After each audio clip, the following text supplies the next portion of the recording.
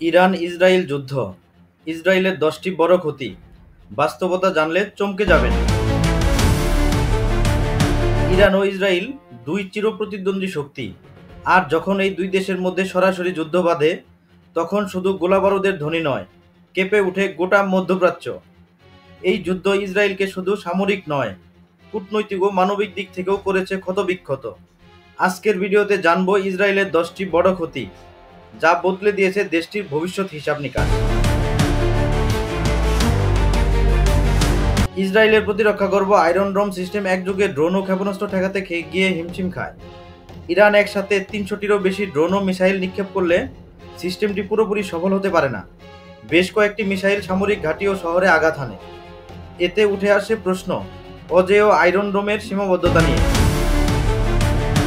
বিমান ঘাঁটি ধ্বংস, আকাশ প্রতিরক্ষা দুর্বল, নেভাটিম, পামাচিম ও হাতজোর এয়ারবেসে আঘাত লাগে ইরানি মিসাইলের।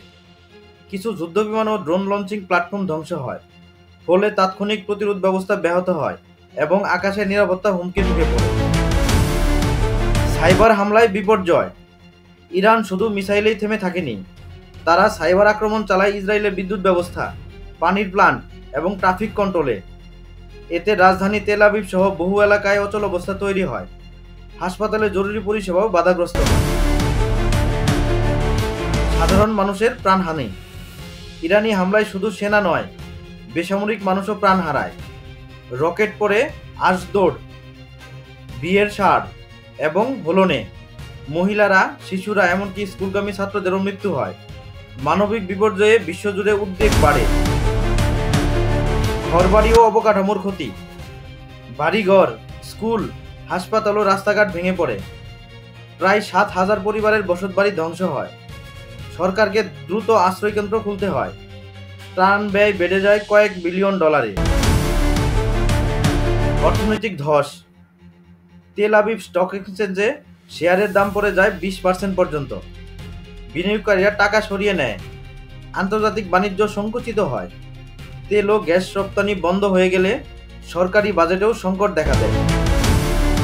পর্যটন ও বিমান ব্যবস্থা স্থবির, বেন গুরিয়ান বিমানবন্দর সাময়িকভাবে বন্ধ হয়ে যায়। সব আন্তর্জাতিক ফ্লাইট বাতিল। বিশ্বের পর্যটকরা ইসরায়েলকে ডেঞ্জার জোন হিসাবে চিহ্নিত করে। হোটেল, রেস্টুরেন্ট, এয়ারলাইন্সের বিশাল ক্ষতি হয়।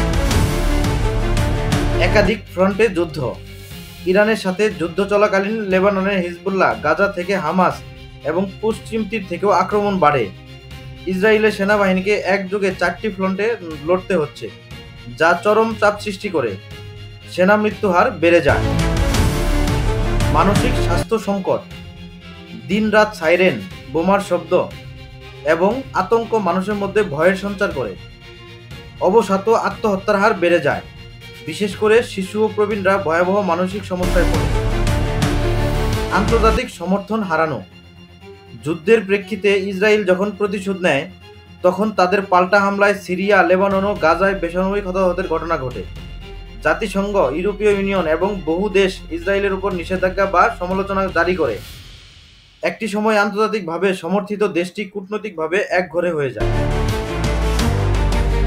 ইরান ইসরায়েল যুদ্ধ কেবল দুই দেশের লড়াই নয়, এটা গোটা অঞ্চলের নিরাপত্তা, রাজনীতি, অর্থনীতি ও মানবিকের বড় সংকেত। ইসরায়েল প্রযুক্তি, সেনা ও কূটনীতিতে শক্তিশালী হলেও এই যুদ্ধে তাদেরও তীব্র মূল্য দিতে হয়েছে। এই ক্ষতির তালিকা আরও দীর্ঘ হতে পারে যদি যুদ্ধ দীর্ঘস্থায়ী হতো। সবচেয়ে বড় শিক্ষা, শান্তি ছাড়া উন্নয়নের কোনো পথ নেই।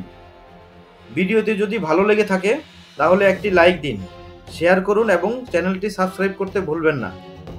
আর কমেন্টে জানান আপনার মতে এই যুদ্ধের সবচেয়ে ভয়ঙ্কর দিক কোনটি।